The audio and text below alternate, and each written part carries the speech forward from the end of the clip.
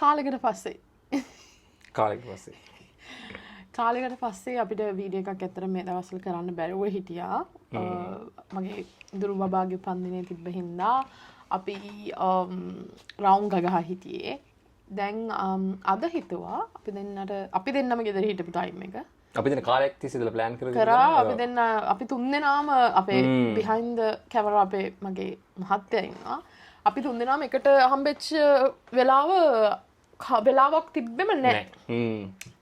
සමහරකට ඕගලන්ට දැන් අමතක වෙලත් ඇති අපේ YouTube channel එක තියෙනවා කියලා. මොකද මුන්දින කතා කරන්න කියලා බලන්න ඇති. අද අපි කතා කරන්න හිත හැමදෙස්සෙම අපි දෙන්න ෆිල්ම් ගැනයි ගායකයෝ ගැනයි කතා කරන හින්දා අද අපි කතා කරන්න හිතුවා ගොඩක් අය අහපු දෙයක් මේක. අපි අපි ආවේ කොහොමද? අදටත් අපෙන් අහන ප්‍රශ්නයක් ඕගොල්ලෝ ඕස්ට්‍රේලියාවට ගියේ කොහොමද කියන එක. මේක අපිට ඇත්තටම විනාඩි ගානකින් කතා කරලා ඉවර කරන්න පුළුවන් දෙයක් නෙවෙයි. මේක ලොකු දිග කතාවක්. නමුත් කෙටියෙන්ම අපි ඉවර කරන්න යනවා ඕස්ට්‍රේලියාවට අපි දෙන්න ආවේ කොහොමද, ලංකාවෙන් අපි මොනවද කරේ කියන එක අපි පළවෙනි වීඩියෝ එකකින් මේ වීඩියෝ එකෙන් ඕගොල්ලන්ට කියනවා. ඊට පස්සේ අපි කඩලා ඔව් එතන ස්ටෙප් බයි ස්ටෙප් කියනවා. මොකද ඔක්කොම එකට කරන්න ගියොත් මේ වීඩියෝ එක පැය දෙකක් විතර යනවා. ඒකේම ෆිල්ම් එකක් එනවා. ඔව් අපිට කරන්නත් බෑ, බලන කට්ටියට බලන්නත් බෑ. ඒ හින්දා අපි අද අපි මේ වීඩියෝ එකෙන් කියනවා අපි ඕස්ට්‍රේලියාවට එන්න අපි ලංකාවෙන් අපේ ප්‍රොසෙස් එක උනේ මොනවද? ඕවා පටන් ගන්න. මොකද මල්ලි තමයි 2023 ආවේ. 23 ආවේ මල්ලි. මොකද එයා තමයි ගොඩක් ළඟම ප්‍රොසෙස් ඒ කියන්නේ ළඟම අප්ඩේට් ඔක්කොම තියෙන කෙනා. ඔයා පටන් ගන්න. ඊට පස්සේ මම කියනවා. නෑ 2017 තමයි මම ආවේ. හරි ඔයා ඒක කියන්න ඊට පස්සේ මම කියන්න. ඒතකොට දන්නවා දැන් අප්ඩේට් වෙලා තියෙන විදිහ ඒතකොට තේරෙනවා කට්ටියට.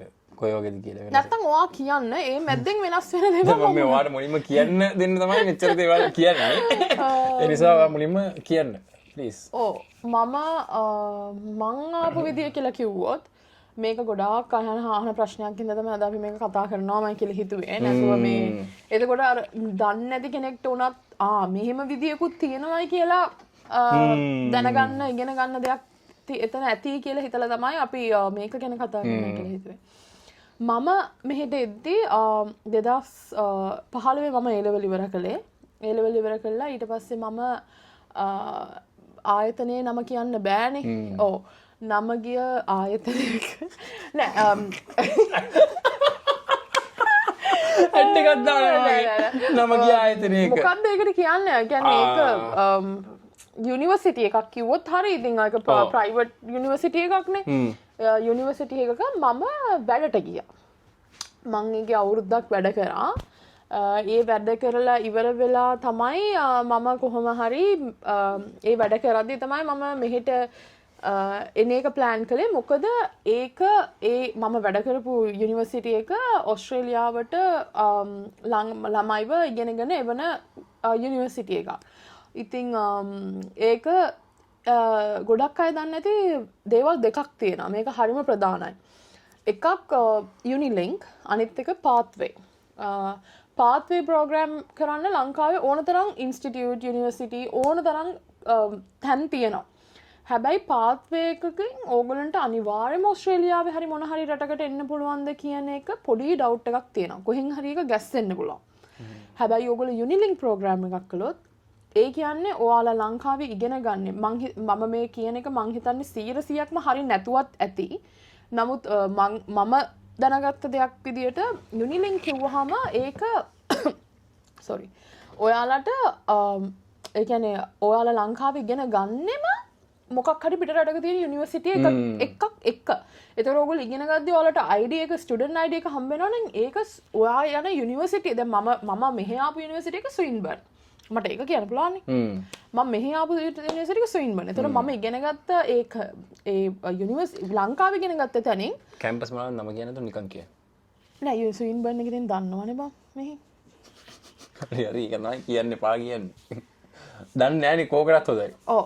හරි මම ඉගෙන ගත්ත යුනිවර්සිටි එකේ දැන් මෙහි ආවම අපිට දෙන ID එක අපිට මෙහි ආවම අලුතින් හදන්න දෙයක් නැහැ. මොකද ලංකාවෙන් අපිට දෙන්නේ ඒ ID එකමයි. ඒ කියන්නේ ඔයාලට තේරෙනවද? අපිට එහෙමනේ හදන්නේ අපේ. ඉතින් අර පාත්වේ ප්‍රෝග්‍රෑම් වල කෑවනේ දාලා.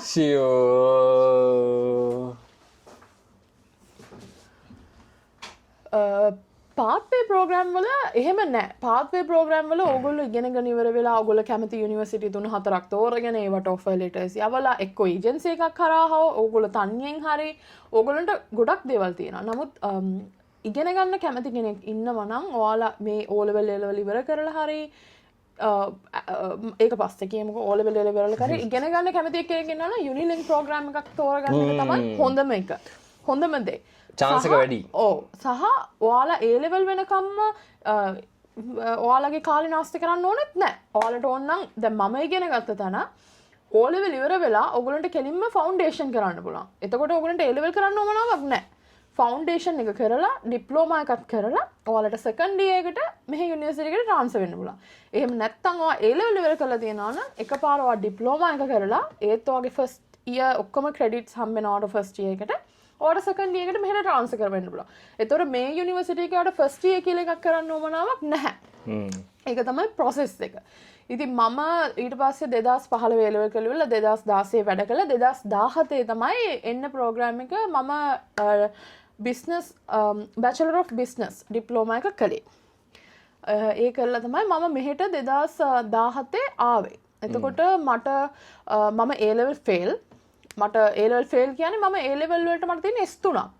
S3ක්. ඉතින් S3 මන් දන්නේ failද නැද්ද කියලා. fail තුන.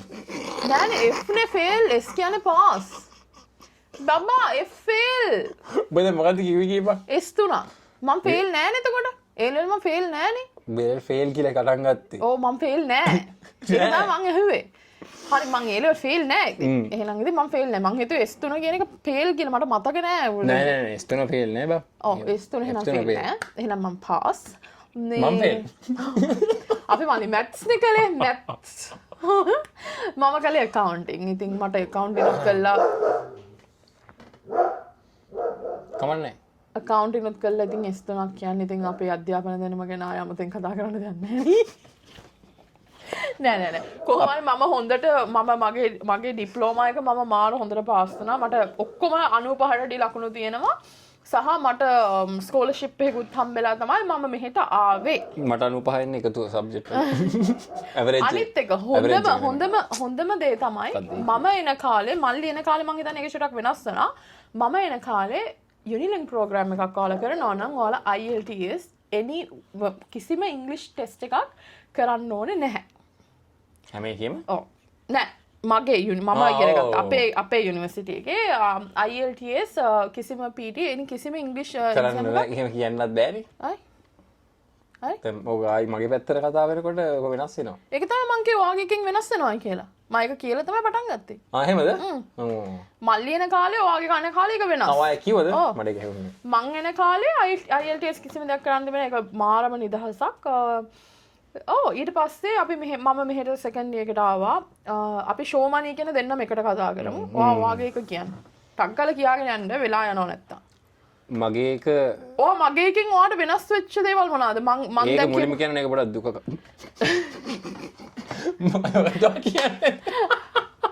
මොකක්ද කියන්නේ? නෑ මගේ කතා මගේ 2017 වත් එක්ක ඔයාගේ වෙනස් වෙච්ච දේ මං හිතන්නේ IELTS නේ. වෙනස් වෙන එකක් තමයි IELTS හරි PT හරි කරන්න ඕනේ. ඒකත් අවුරුදු 20 වයසක් තියෙනවා. ඒ වයසින් පල්ලෙහා මොකද්ද මං කරේ? ෆවුන්ඩේෂන් නෙමෙයි. ඊට කලින් මොකක්ද තිබ්බේ? ඔයා කළේ ඩිප්ලෝමා. නෑ ෆවුන්ඩේෂන් එක. ෆවුන්ඩේෂන් එක කරලා එන්න පුළුවන් අවුරුදු 19 20 එද්දි.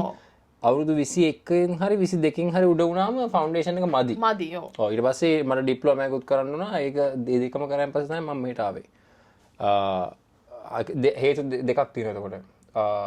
වයස අඩු වුණොත් නෑ ඒ කාලෙත් එහෙම තමයි. එහෙම තිබ්බද? ඔව් ෆවුන්ඩේෂන් එකක් කියන්නේ O level ඉවර වෙච්ච ගමන් තියෙන ප්‍රෝග්‍රෑම් එකක් නේ. ඔව් මම ඒක අවුරුදු 5ක් ගෙදර ඉඳලා ගියාට. ඔව් ඔයා මල්ලිගේ ප්‍රාරක් උනේ මම ඉස්කෝලෙන් අවුට් වෙච්ච ගමන් මම ජොබ් එක කළේ අවුරුද්දයි මම ටක් ගාලා රට ආවා.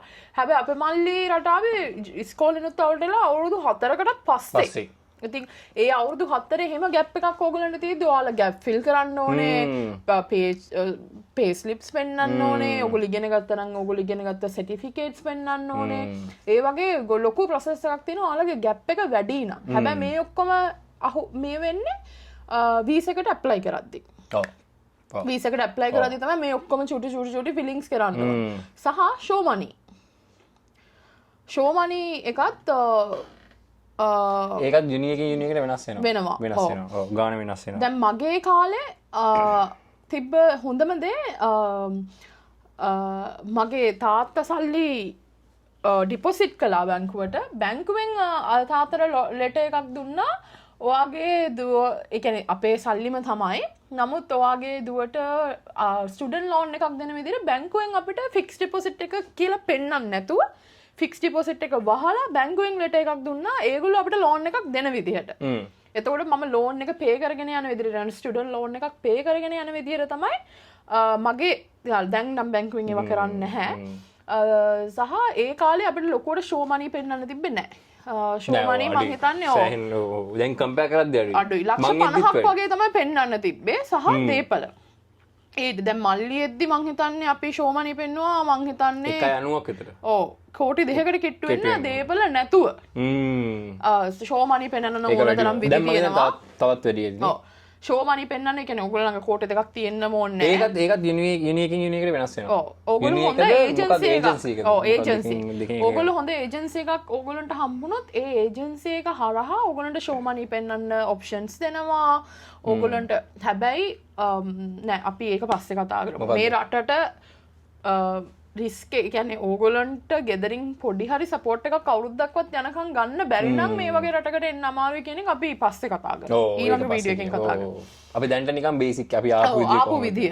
ඒව තමයි මගේ එන කාලේ. මන් දන්නේ තාමත් අපි දැන් මේ අපි දෙන්න ආපු යුනිවර්සිටි එක තාමත් තියෙනවා. සහ තාම අදටත් මාර ළමයි ගොඩක් එනවා ඒකෙන්. අපිට ඒකේ නම් මෙහෙම කියන්න බැරි හින්දා තමයි අපි කියන්නේ නැත්තේ.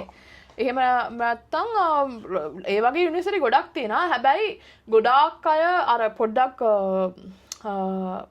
ගොඩක් අය පටලව ගන්න එක තමයි යුනිලින්ක් පාත්වේ කියන දෙක. හැමෝම හිතන්නේ රටකට යන්න මොන යුනිවර්සිටි එකට ගිහිල්ලා කරත් යන්න පුළුවන්. අනිත් එක තමයි අවිල ජොබ් එකක් හොයාගන්න එක. ඔව් ඒක අපි ආවෙන් පස්සේ. ඔව් ඒකත් ඊළඟට. මේ ඒක එහෙම තමයි අපි මම ඔස්ට්‍රේලියාවට ආවේ. ඒ කියන්නේ මේක තමයි මගේ process එක. එහෙම කවුරු හරි එන්න බලාගෙන හරි ඉන්නවා නම් මට දෙන්න පුළුවන් හොඳම ඇඩ්වයිස් එක මේක අපෙන් ගොඩාක් දෙනෙක් අහන ඉන්න අපි මේක මට දෙන්න පුළුවන් හොඳම ඇඩ්වයිස් එක ඔයා ඉස්කෝලෙන් අවුට් වෙච්ච ගමන් ගැප් එකක් තියාගන්න එපා. හරිම අමාරුයි ගැප් එක ෆිල් කරන්න. ඔයා ගැප් එකක් තියාගන්නවා නම් ඒක සාධාරණ ගැප් එකක් වෙන්න ඕනේ. ඒ කියන්නේ එකම දෙයක් කරන්න ඕනේ මොකක් හරි. ඔයා මෙහෙට එන්නේ accounting වල නම් ඔයාගේ ගැප් එක ෆිල් වෙන්න ඕනේ accounting වලින්ම තමයි. නැත්තම් ඔයාලගේ වීසා එකට ලොකුවට ප්‍රශ්න එනවා මෙහි හරියට නූලට බලනවා වගේ දේවල්. ඉතින් අර එද්දි අනිවාර්යයෙන්ම මේ ගැප් එක කියන එක හොඳට ඔළුවට ගන්න. ඔයා දැන් ඉස්කෝලේ යන ළමයෙක් නම් ඔයාට ඔළුවේ තියෙන්න ඕනේ ඔයා යනවා නම් මම මේක තමයි මෙහෙම තමයි ප්ලෑන් කරන්නේ. අපිට ඒ කාලේ එහෙම මොලයක් තිබ්බේ නැහැ. ඒ හින්දා තමයි දැන් අර අපි එහෙම කරා නම් අපිට තවත් ලේසි කියන එක දැන් තමයි හිතෙන්නේ. ඔව්. මම හිතන්නේ මට ඒක තාම තේරෙනවා කියලා ලොකුවට. ඔව්. තාම මොලේ නැහැ. එහෙම ඒක ඒ ගැප් එක කියන එක ඕගොල්ලෝ පුළුවන්. ඔයාලා එහෙම රට යන බලාපොරොත්තුෙන් ඉන්නවනේ ඉස්කෝලෙන් අවුට් වෙච්ච එකම මොකක් හරි ඉගෙන ගන්න. එක්කෝ මේ වගේ යුනිවර්සිටි එකකට යන්න, ඩිප්ලෝමා එකක් කරන්න, ඔයා O level කරලා A level කරන්න ආස නැතුව ඉන්නවනම් ඔයාට ෆවුන්ඩේෂන් එකක් කරන්න පුළුවන්. ඒක ක්වොලිෆිකේෂන් වලටවත් මේ වගේ රටකට එන්නවත් ඒකේ කිසිම විදිහකින් ප්‍රශ්නයක් වෙන්නේ නැහැ. ලංකාවේනේ O level A level දෙකම අවශ්‍ය වෙන්නේ අපි යුනිවර්සිටි එකකට යනවා නම් මේ වගේ රටකට එහෙම අවශ්‍ය වෙන්නේ නැහැ. O level ඕනේ වෙනවද නැද්ද? O level ඕනේ. O level වලින් පස්සේ ෆවුන්ඩේෂන් එක කරන්න. ඉතින් ෆවුන්ඩේෂන් එක A level වැඩක් නැති වෙනවා එතනදී. ෆවුන්ඩේෂන් එකක් ඒ කියන්නේ හොඳට මොලේ තියෙන ළමයෙක් නම් ඉගෙන ගන්න ඕනේ මොනවද කියලා දන්නවනම් මං හිතන්නේ ඒක ඒ O level ඉවර වෙච්ච ගමන් එයා ඒ කියන්නේ මං කියන්නේ මේ වගේ රටකට එනවා නම් ඔව් මේ වගේ රටකට එනවා නම් නැත්තම් ඉතින් ලංකාවේ මෙහි එන එක නම් එයාගේ ටාගට් එක. එයාගේ ගෝල් එක ඒක මේ ඔක්කොම අදාළ වෙන්නේ. නැත්තම් ඒක වෙනස් වෙන්න පුළුවන් කතාවක්. ඉවර වෙච්ච ගමන් ඒ level වලට කාලේ නාස්ති කර ඉන්නේ නැහැ. ඔව්. සහ ලංකාවේ අපි මේ කියන යුනිවර්සිටි වල ඉගෙන ගද්දි අනිවාර්යයෙන්ම අපි ඩිප්ලෝමා එක කරනවා නම් ඒකටත් ලක්ෂ 10කට කිට්ටු වෙන්න යනවා. ඔව් ෆවුන්ඩේෂන් එක කරනවා නම් ඒකටත් ලක්ෂ 10කට කිට්ටු වෙන්න වෙනවා. හැබැයි මේ ලක්ෂ 10 යන්නේ අවුරුද්දකට. සෙමෙස්ටර්ස් දෙකකට දෙකකට ඔව් බෙදිලා යන්නේ. හැබැයි ඒකත් යුනියකින් යුනියකට වෙනස් වෙනවා. මම ඒක හැමතිස්සෙම කියන්නේ ඒක වෙනවා කියලා නිකන් මම මතක් කරනවා. මොකද දන්නවද ඔගේ ගණන් හරි වෙනස් වෙන්න පුළුවන්. අනික අපි දැන් මේ කියන්නේ අපි දැන් මම කිව්වත් කියන්නේ අවුරුදු දෙකකට කලින්. දැන් ඒකත් තවත් වෙනස් වෙලා තියෙනවා. ඒකද හැම වෙලෙම අප්ඩේට් වෙනවා අවුරුද්දෙන් අවුරුද්ද වගේ. ඕක තමයි අපි දෙන්නගේ කතාව. අපි දෙන්න මෙහෙට ආවේ. මං හිතන්නේ මේක හොඳටම වැදගත් වෙන්නේ බලන් මෙහෙට එන්න බලන් ඉන්නට. මෙහෙට විතරක් නෙවෙයි හැම රටකටම මේක මං හිතන්නේ මේ process එක මේකම තමයි ලංකාවෙන් වෙන process එක. ඉතින් ස්ටුඩන්ට් කෙනෙක්ට ඉතින් අපි ඊළඟ වීඩියෝ එක අපි ගේන්නම් ඔස්ට්‍රේලියාවට ආවහම තියෙන බෙනිෆිට්ස් මොනවද ඩිස්ඇඩ්වාන්ටේජ්. ඒ කියන්නේ ඔයාලට වාසි අවාසි කියන එක අපි දෙන්න බෙදලා කතා කරන්න බලාපොරොත්තු වෙන ඊළඟ වීඩියෝ එකකින්. මේ වීඩියෝ එකෙන් අපි ලංකාවට ආපු එක ගැන කතා කරන්නේ. ඉතින් වාසි අවාසි ඔයගොල්ලෝ කරන්න ඕනේ මොනවද මෙහි ආවම ඒ වගේ දේවල් පොඩි දේවල් අපි ඊළඟ වීඩියෝ එකෙන් ඔයගොල්ලන්ට අරන් එනවා. නෑ නීති අපි වෙනම කතා කරමු. තවත් එපිසෝඩ් එකක්. මේ හරි අපි ඉවර කරමුනේ. හරි ඉවර කරමුනේ. ඔව්. අපි බොහෝම ස්තුතියි අපි දෙන්නගේ බෙල් බයිල ටික අහලා ඉතින් ඕගොල්ලන්ට තවත් මොන හරි ප්‍රශ්න තියෙනවා නම් ඕගොල්ලන්ට තව අපි මොන හරි ගැන මොනවද කියන්නේ අර බැහැලා කතා කරන්න ඕනේ නම් මේක අරින් කමෙන්ට් එකක් දාන්න. අපේ ඩී මට ඒක සිංහල වචන නෙවෙයි ඉංග්‍රීසි වචනයකට දාන්න. අපේ ගැඹුරු සාකච්ඡාව දෙන්න. ගැඹුරුවෙන් කියන්න ඕන නම් අපිට කමෙන්ට් එකක් දාන්න. අපිව සබ්ස්ක්‍රයිබ් කරන්න අමතක කරන්න එපා. අපේ වීඩියෝ ඔයගොල්ලන්ගේ ගෲප්ස් වලට ෂෙයා කරන්න.